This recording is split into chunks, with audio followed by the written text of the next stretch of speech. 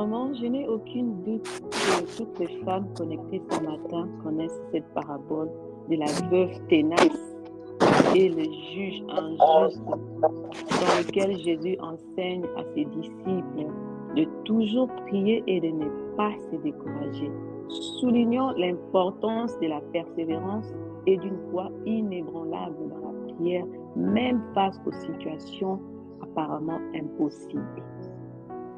Ce verset biblique est très clair. Nous voyons ici que le juge injuste n'a pas justifié la veuve parce qu'il avait de la compassion pour elle ou parce qu'il était un homme très gentil et doux.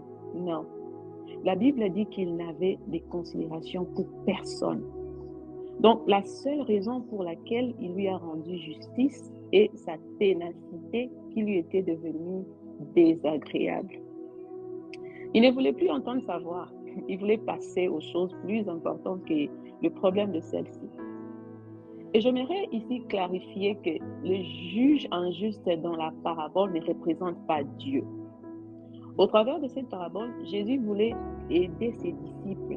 Aujourd'hui, c'est nous les femmes du royaume réunies ce matin, en leur montrant que si ce juge injuste a enfin écouté la demande de la femme et lui a accordé la justice, à combien plus forte raison notre Père céleste, un Dieu aimant, répondrait-il aux requêtes de ses propres enfants qui crient à l'aide?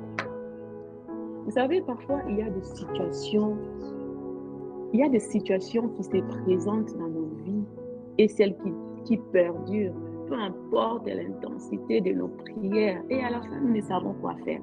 Je viens ce matin, par l'autorité de notre Seigneur Jésus-Christ, dire à une femme qui traverse ou qui fera face aux situations compliquées de ne pas accepter le mensonge du diable qui viendra pour vous pousser à laisser tomber avec la prière, comme quoi il faudrait que vous acceptiez votre situation car elle ne changera pas.